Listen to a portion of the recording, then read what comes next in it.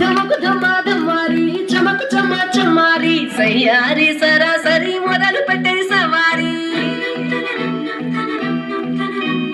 తుముకు తుమారి చమకు చమా చమారి ముస్తాబై ఉన్న మరి అలరగొట్టై కచేరి చిటికెను వేస్తాంది కొనుకు చెడిన కుమారి